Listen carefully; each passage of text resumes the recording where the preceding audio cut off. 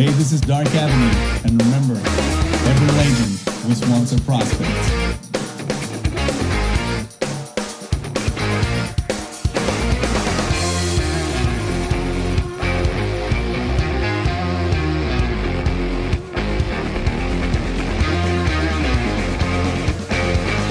It's me, it's DDP.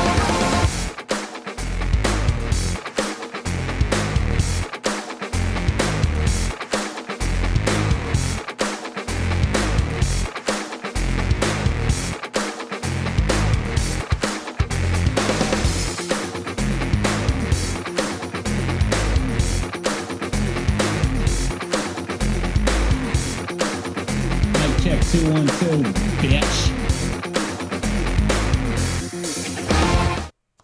What is up, guys? This is DDP back with another edition of Mavs. I was almost going to say fast break, but that is not what this show is. I'm still clearly rusty with the live streams, but that's all right. We're back with some more Mavs post-game show. A little bit of a late start tonight. Still juggling 1,000,007 things, it feels like. And I notice now my camera is set much closer to my face, right at the end of my desk than usual, so you probably got a weird perspective to some degree, but no matter. All that matters here is that we are ready to talk some Mavericks basketball. And yes, the Mavericks finally, after a long layoff from the All-Star break, get back in action tonight, and they get a solid road win. Now, the Magic are not a good team. The fact of the matter is the Mavericks have a very good opportunity to rattle off several victories in this, really the rest of the season.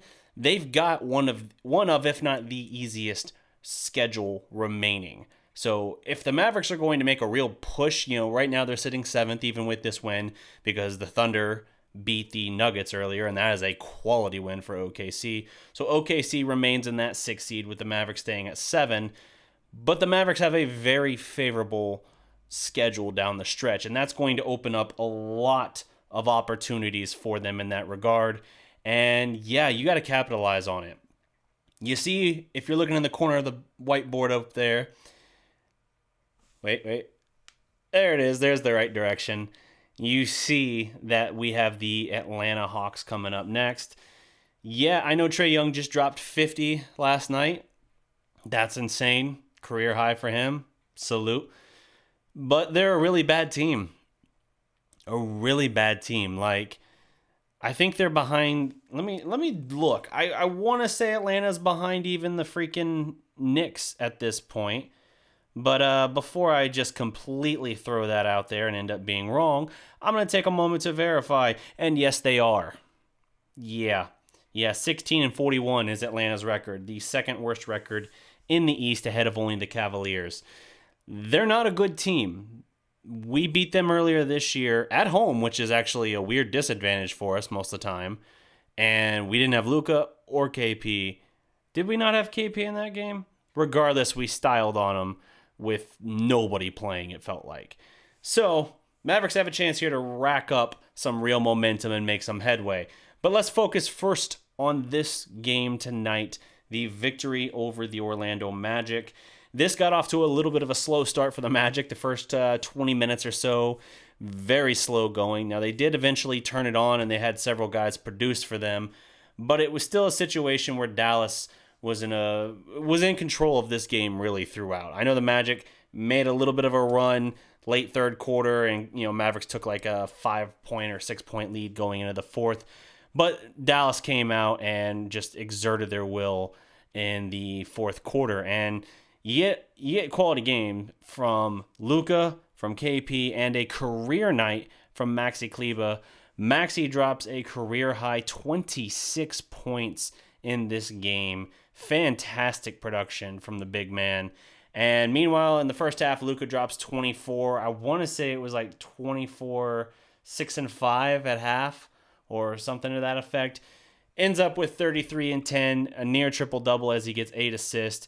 And joining him in that regard, in that dominating fashion, KP goes for 24 points, 10 boards, 5 assists, and 5 blocks. Now, I want to give some real context to how special that is here. Bobby Carell on Twitter points out, KP finishes with 24, 10, 5, and 5. The only two players with that stat line in a game this season are Anthony Davis and Andre Drummond, who have both achieved it once. So KP now one of 3 guys to drop that kind of stat line this year. That is pretty cool. Also, for team history perspective here, KP becomes only the second Maverick ever to go 20, 10, 5, and 5, joining Dirk, who achieved that in 2006 and 2009 as well. Again, that is from Bobby Carella on Twitter. So great perspective there. This is basically everything that you needed from the Mavericks coming out of the break. Luka looked lethal, looked really dialed in, and KP continuing with that solid momentum. The combination goes for 57 points, 20 boards, and 13 assists. That's really good. Now here's the thing, right? They play Atlanta tomorrow night. It's a back-to-back. That's a weird thing coming out of an All-Star break and going straight into a back-to-back. But even with that being the case, you still have an opportunity here to, I assume you're not going to play KP, but if you do, it'll be fairly limited. Let me look at KP's minutes in this game. I'm curious because we've seen at times this year when his minutes are low. He went 34 minutes. I don't expect KP to play tomorrow night, but you'll just get the inverse in that case where now you're going to roll Luka out there and you'll have Luka versus Trey. And we'll see what the team can do around them beyond that. But Tim Hardaway Jr., solid night from him as well. 16 points, 6 boards. Anytime you can get, 15 or so points out of him, that's pretty much level for a solid performance.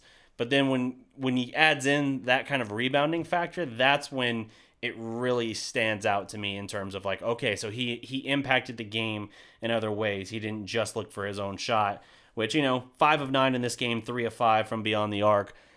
Very serviceable game from Hardaway. In fact, the fact he only took 9 shots is actually shockingly low in my book, but that's fine.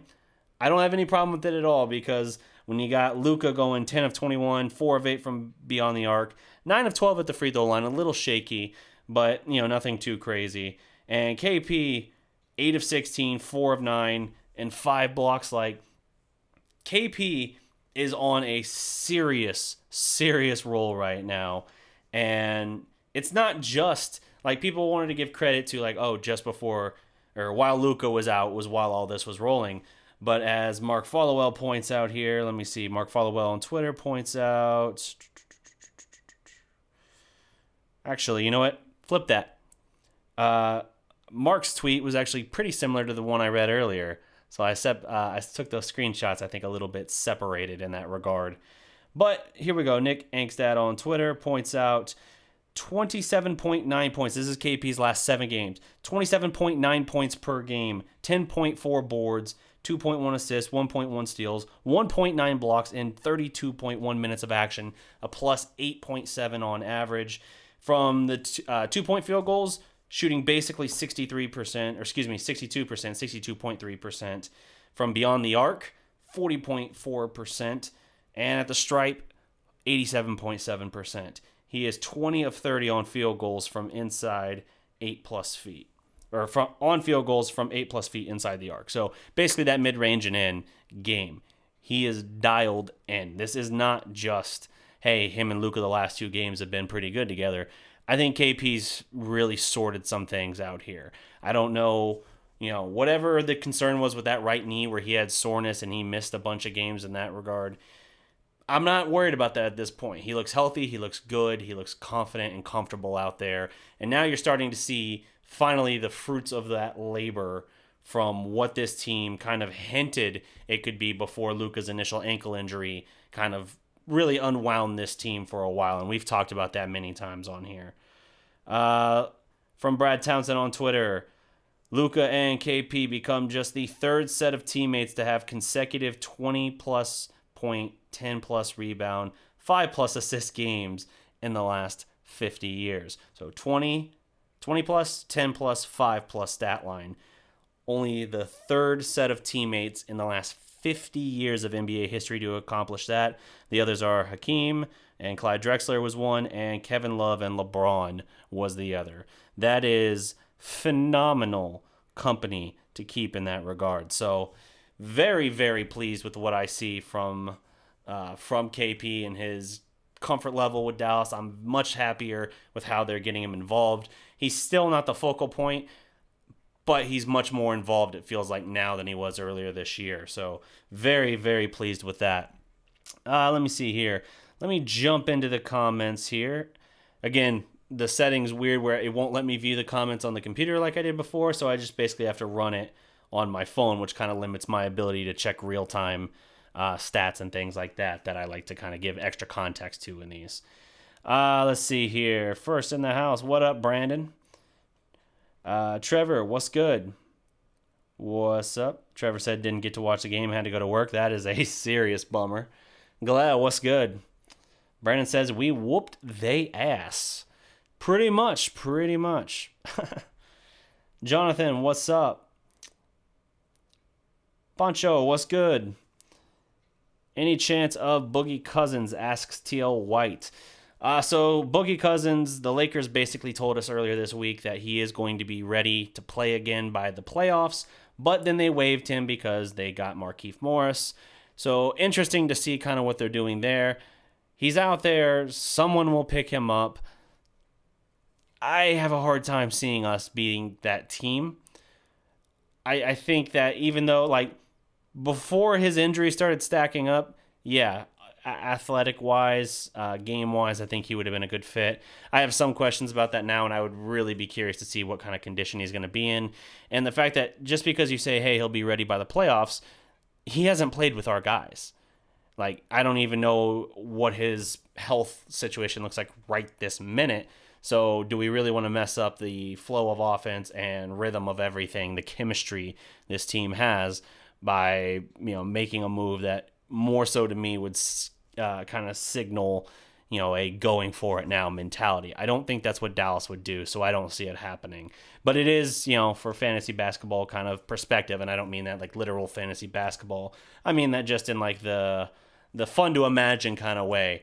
I definitely see why that would be an appealing thing to a lot of people. Let's see. Luka and KP now looking like a real duo, asks VZ, kills it for the win.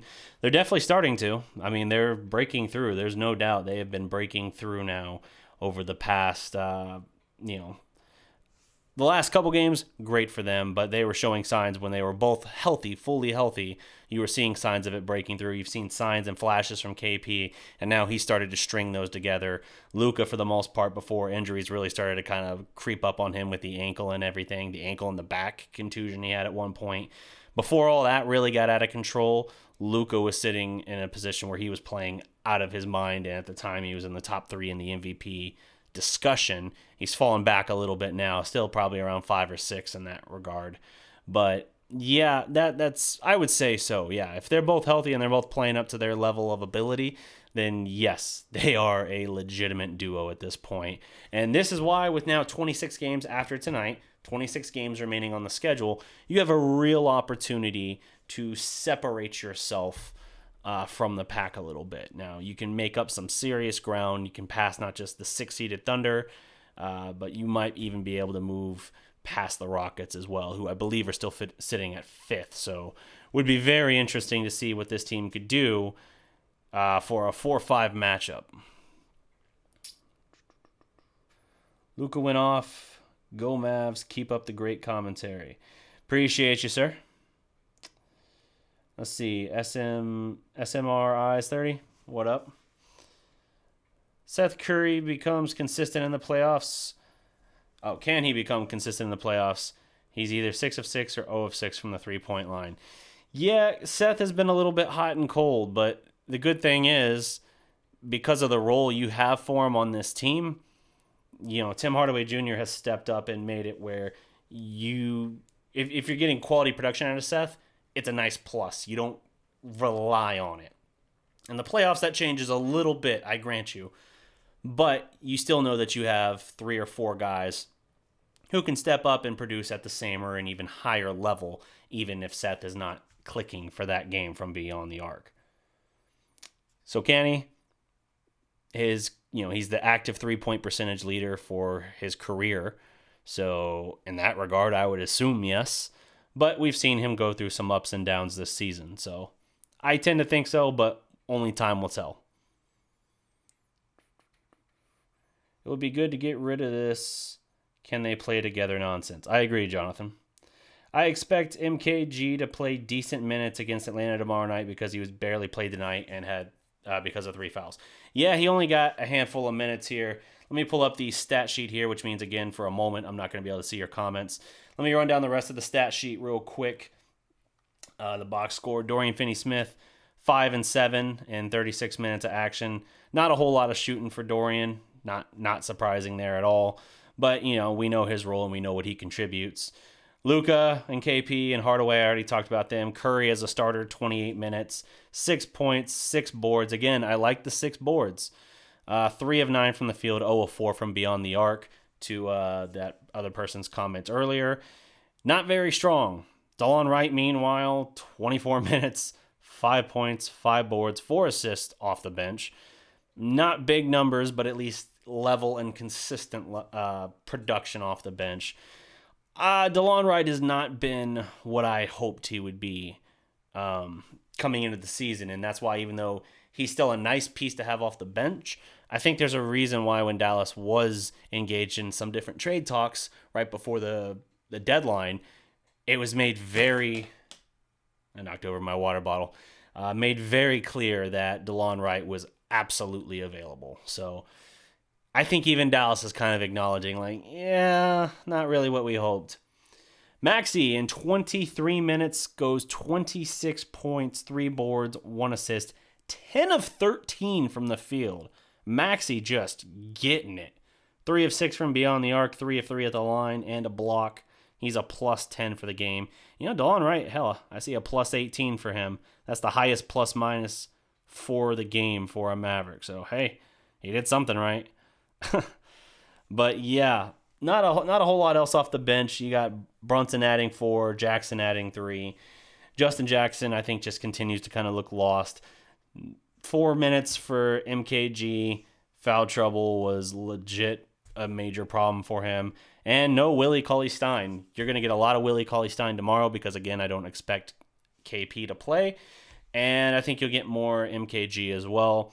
I want to see what they can bring to the table, just like all of you guys. I'm sure some people are a little frustrated with that. I'm a little frustrated too. I mean, obviously, in the case of Willie Cauley-Stein, we've had him a little while now. MKG, this was as ho-hum of a debut as you can imagine. But I am intrigued by what he can bring to this team.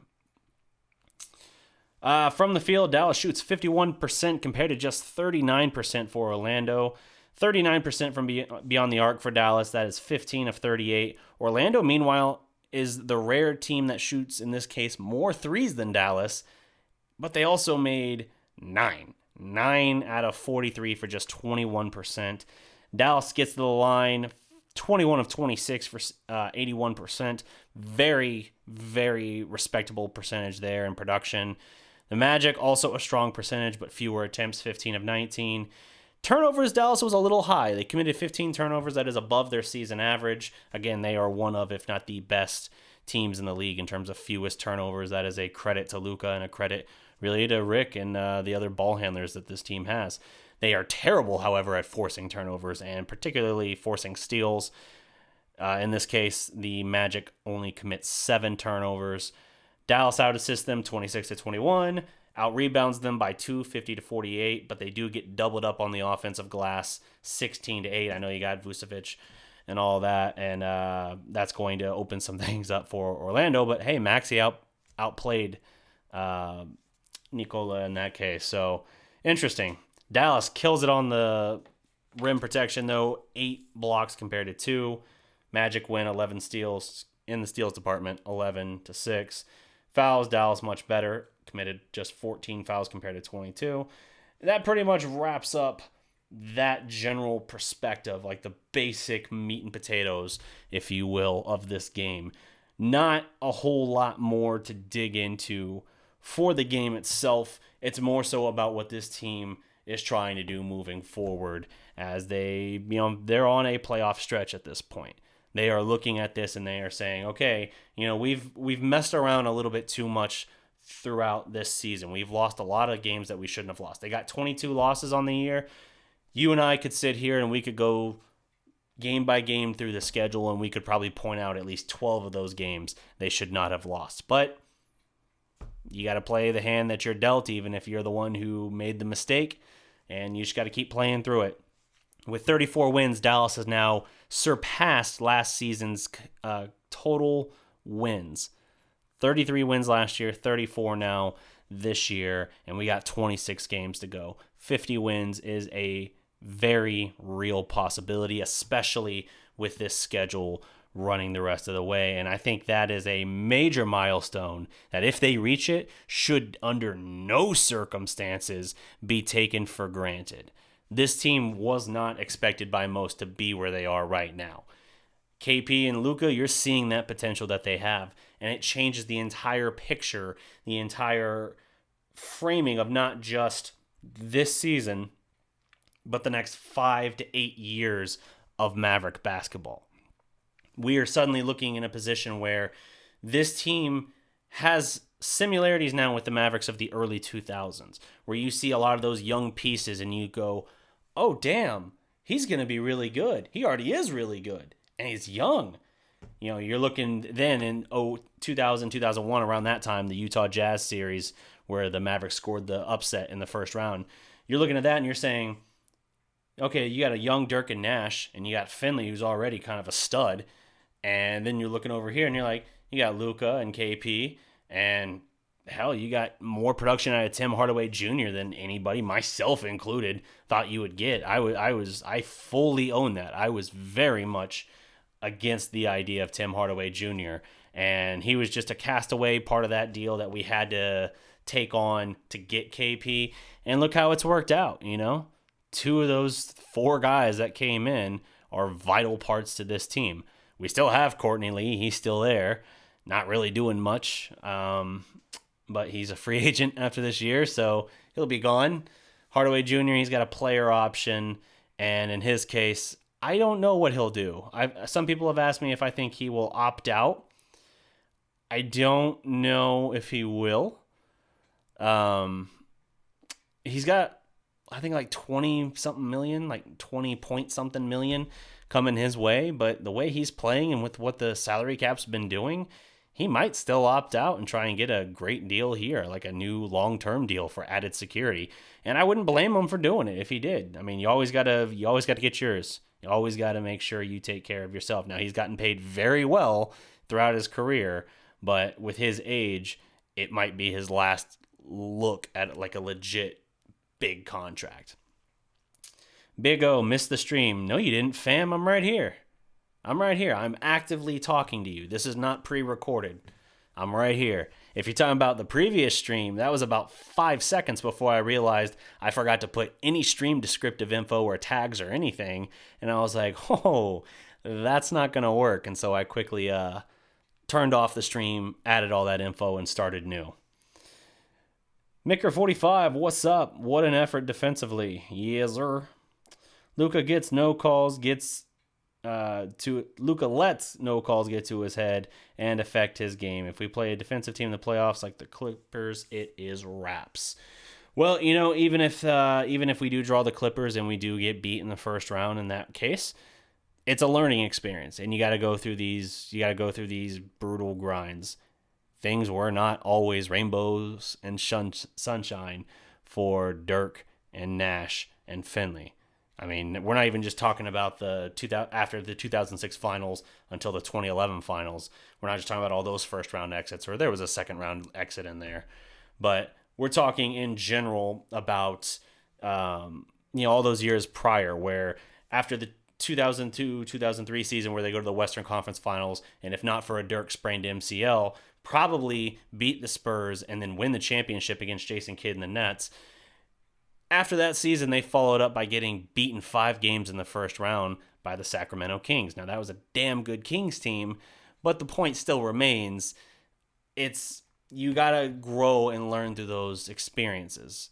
And, what happens one season is not an indication of how the next season's going to go. we learned that the hard way several times as well. But just something to consider. We'll see what happens in that regard. The Clippers would be a damn tough draw, but at the same time, I can't help but think that Luka's going to elevate his game in the playoffs because that's what he's always done. He's always done that. So we'll have to see. But that's putting ourselves a little bit ahead. Streamlabs again yelling at Marco. Marco, put a space after you put a period in your comment. I think that's what it keeps catching, is it thinks you're trying to put a link. So whenever you say something, like, just put a space between your punctuation marks and the next word, and then I think it'll be fine. But I recognize you. You're always in here, so by no means do I think you're spam. Streamlabs is overprotective, I guess. Let's see here. Buddy already signed an extension. We would need to trade for him. But yeah, if something happens with Buddy and it won't be an opt-out because he's on a brand new deal, it would have to be a trade or something in the offseason. And I honestly don't know how I feel about that. I love me some Buddy Hield, but there is some baggage there, and that is a massive contract to bring on. And his NBA defensive skills have not been really where I want it to be. So we'll have to see in that regard.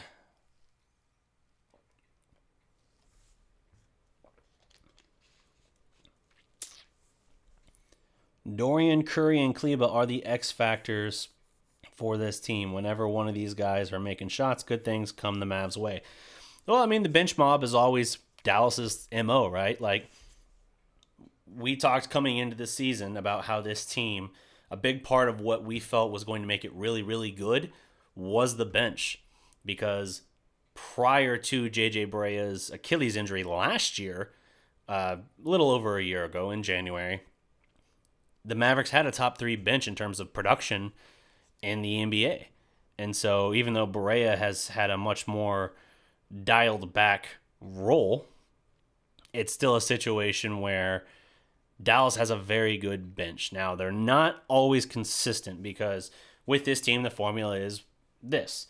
Luka plays out of his mind. He's your superstar, wonderkin basically, plays out of his mind. KP plays at a very high level, kind of like the level he played at in New York, but you at least need decent to good production out of him. If he's playing at a higher level than that, which he's starting to, fantastic. Everyone else basically has to play a step above thanks to the presence of these guys and what they're doing and what attention they're drawing. Everyone else has to play about a step above their usual level. And if they do that, then Dallas is a damn tough team to beat. The problem is, not every night will that group of guys play above their heads, you know what I mean? Because they got a lot of nice players that fit well together and work well together.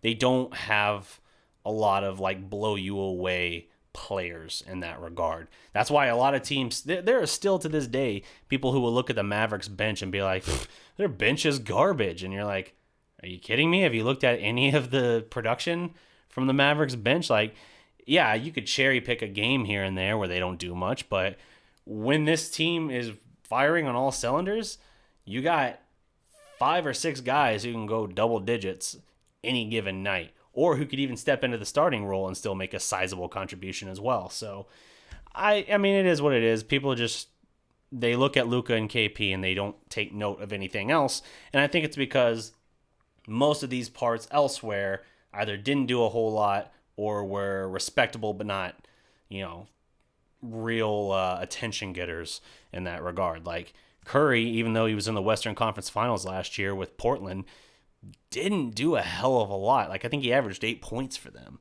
His production wasn't crazy high. So all things to take into consideration. But it is what it is, man.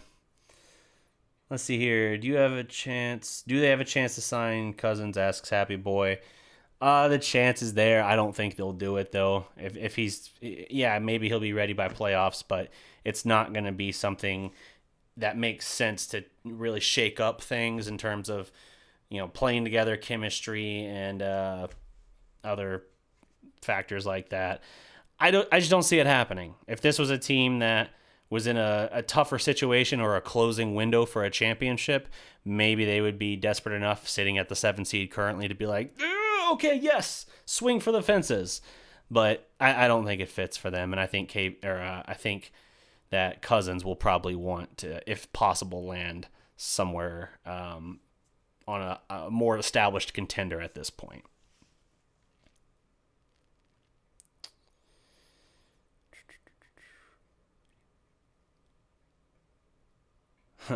We think Jesus for Kleber being on another level this season. It's unbelievable how much he's improved, says Big O. Yeah, Dorian Finney-Smith and Maxi Kleber have both taken massive steps forward this year. Both of them are shooting career best percentages from beyond the arc, and both of them are undrafted guys. The Mavericks, people like to say, like, last year this was a theme that I had to combat a lot on the show. People saying that Rick Carlisle has never developed anyone. And they're like, well, Dirk doesn't count because he was already here. You know, Carlisle came in 2008. No one was trying to say Dirk, but all right. Carlisle deserves all the credit in the world for developing Dwight Powell, for developing Maxi Kleber, for developing Dorian Finney-Smith. I mean, these are guys who came in. Carlisle got, raked, basically, like raked over the coals last year, I think it was, when he implied that if you did a redraft of Dorian Finney-Smith's draft, again, Dorian Finney-Smith was undrafted out of Florida.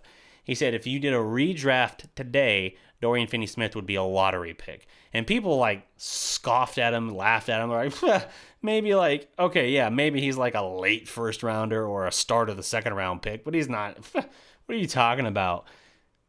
Look at it now. Again, I'm not saying he's a top 5 pick by any means, but certainly a guy that would have been picked probably, back end of the lottery. I think it's a fair argument. He is a very, very vital part of this Mavericks defense and a lot of great energy plays. He's again shooting a career best from beyond the arc. Previous to this, his best mark was the year before where he barely topped 30% from 3. So the fact that he's at times been 39 and 40% this year, now I don't know what he is right this minute. I think he's probably around 37%, but he's shooting by a comfortable margin a career best percentage, and it's because Luka gets him all these great looks, and KP gets him the looks. The Mavericks' spacing and offensive system and efficiency is fantastic.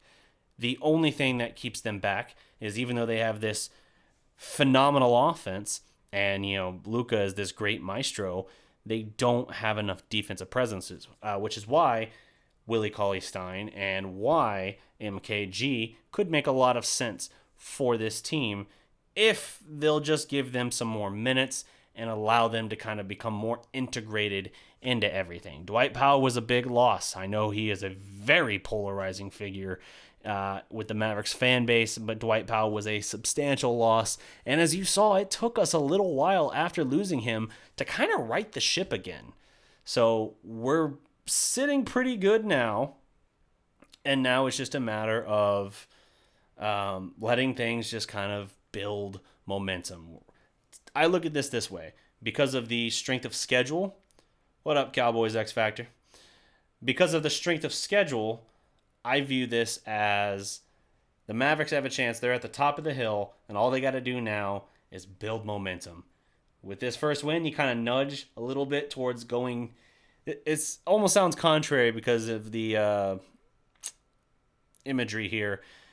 Downhill, not in terms of like, oh no, things are going wrong. I just mean building momentum. A rock rolling downhill builds momentum. The Mavericks have had to grind and grind and grind through a tougher general schedule than a lot of teams up to this point. Now they're sitting in a situation where the back portion of their schedule is very friendly to them. And because of that, they can build real momentum. So we'll see where they view in that point, where they project by the time we get to the end, but we got to take care of business. That's what it boils down to. We have to continue to take care of business, and this 122-106 win was a very good first step. Let me see here before I jump off. Let me hit up some of these comments here. I got time for 5 questions. I got time for 5 questions, and then I got to wrap up this one here. I am dead tired. So let's see. Do you think KP can stay healthy with his style of play right now? I think he's better equipped at this stage to stay healthy than he's been throughout his career. I still think Dallas is going to be a little cautious with him, especially the rest of the way in terms of back-to-backs. Early on, I think they were encouraged by his situation where, like, oh, well, we can play him back-to-back games because, he really didn't play that many minutes the night before. But then you had a setback at that point where suddenly he lost like 10 games because of his knee. And it was like the right knee. And so I think that kind of changed their perspective where they're like, you know what, on second thought, let's go back to our original plan of just very cautious with him. We already told the fan base before the season even started that he was probably going to miss anywhere from 11 to 22 games. He's sitting at 13 right now. So all things considered, he's actually on pace to be like right in the middle of that spectrum. And I think that's a pretty fair spot, especially considering about half of those games are going to just be him sitting out as opposed to actually having to miss due to any kind of injury. Just him being rested for injury management, load management, as they would like to call it today. So with that being the case, I think he's capable of it, especially with his game being more built outside and less about attacking the rim now, although he can do that at times. I feel good about it. I really do. Who do you think Dallas should draft? Man, I have not dug into the draft stuff at all yet. I don't even worry about that until playoffs are done, honestly. And he could probably jump on here and give you a couple guys he's interested in, but I personally, until the season's done, whether it's NFL or NBA, I don't even think about the draft. I might have a general idea of like what position or what type of player I feel like we need, but whether we get that guy, especially for the NBA, whether we get that guy through free agency or a trade or the draft, I mean, it's immaterial to me how we get that kind of player as long as we get that kind of player. Do I think the Mavericks can win a playoff series? I think you can. I think Dallas can this year win a playoff series. It depends on the matchup. If you draw the Clippers in the first round, which, let me check here. The Clippers are, because I know the Clippers have not performed as talented as they are, stupid talented as they are. They have not performed where people expected them to this year. They're still the 3 seed, but it does feel like they mess around and lose some games they shouldn't lose. But they're 37-18. So right now, you would be facing the 2 seed Nuggets, who are 38-18. Again, OKC just beat the Nuggets, and OKC is the 6 seed right ahead of you. Had they lost and we won, which we did tonight, we would have moved ahead. So a little bit telling there. Right now, you'd have the Nuggets. I don't like the idea of playing in Mile High, but the Nuggets are a tough team. That would probably be a great experience for the Mavericks, but I would not like their odds there. I certainly wouldn't look at them and say, oh, that's a favorite. But, for instance, the Lakers, I think we could take the Lakers to a tough series. I really do. I think they would have a shot. If we moved up where, let's say, we played the Jazz or the Rockets, I feel good in those series. Like, I feel really good. I would say, I wouldn't say we would be the favorites by any means, but I would certainly say that to me it would be borderline coin flip. But it just depends. We know that with the Jazz, KP does not rebound well when dealing with Rudy Gobert, but we have more firepower, I think. Although they are still, again, a very good team, I like our chances just from what I've seen of us against them this year. And we've already won in Denver this year. Or excuse me, in Utah. Big O, Luka versus Trae Young. Is that like a question on who I think is better? I mean, it worked out for both teams at this point. Like, I'm going to say on it, Trae is a hell of a player. Again, dropped 50 points last night. That's crazy good. But his team is really bad. And thankfully, the Mavericks are not bad. Like, I think Luka has been everything we hoped and more, obviously, when we made that trade. And because of that, I have no regrets whatsoever. Whether it's a push or whether you would say, hey, Luka's a little better, I mean, say what you want on that. As a Maverick fan, though, I'm just going to kind of quietly smile and nod and say, we got our guy. We're good. Big hi from a Spanish dude watching you in Malaysia. Let's go, Luka. Do you think the Mavs are missing a bit of aggressiveness to find players to improve the roster? What up, home soul? Do I think they're missing some aggressiveness? You know, one aspect that the 2011 team had that we just don't quite have on this team, we don't have a Deshaun Stevenson type, which, you know, that's, to your point, the good perimeter defender who's a little bit crazy and has a little bit of that enforcer kind of feel to him. Not like a big way, like he's going to start a fight or anything like that, but just that kind of guy. When he's on your team, you'll love him. When he's not on your team, you can't stand that kind of guy. And we don't quite have that this year. We've got some good perimeter defenders, but we don't have that element. Now, who they should go get to fill that role, I don't know. I mean, that's, you know, a deeper kind of question probably. But it is a nice thing to have on the team if you got it. We've got some good 3-and-D guys. We don't have quite that element, though.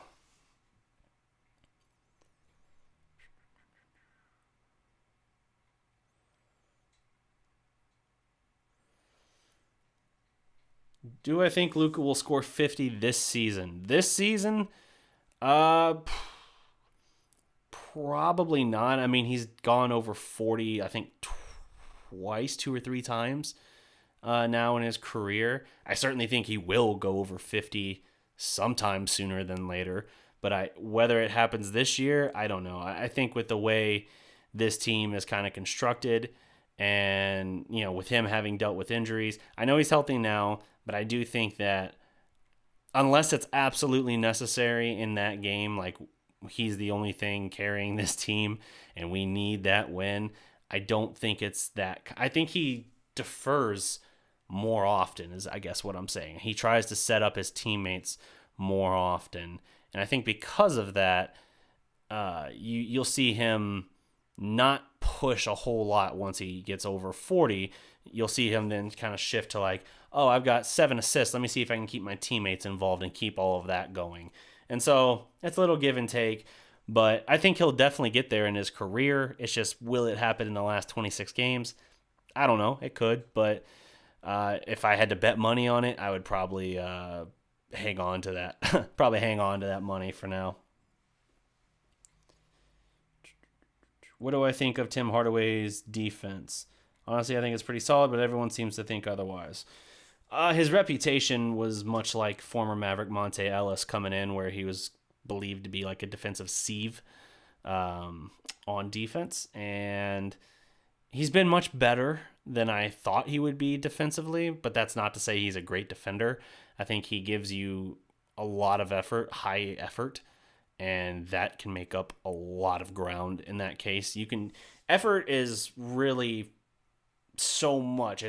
Ability obviously matters, but with defense, a lot of times it will just come down to effort. If you give full effort, you will look much better in that regard than if you're just kind of matador defense or something like that.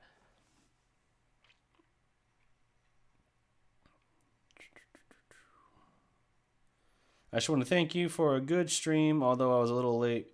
Really enjoyed this one. Have a good one, DDP. Catch you next time.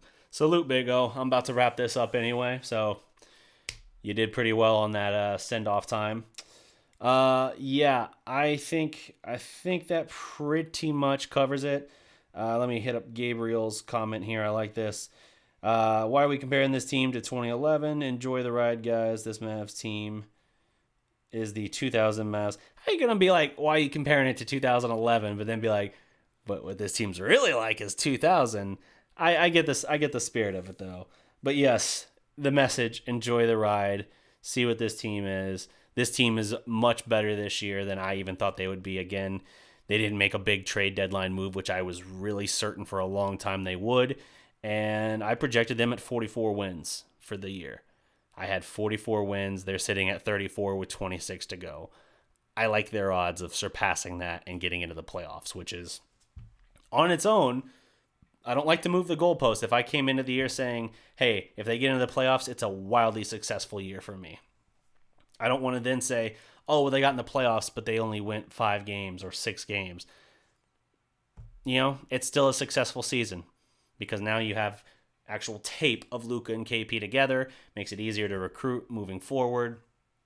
And you can build upon it. That's the important thing. Everything last year was in theory. We saw what Luka was, and we were impressed as hell.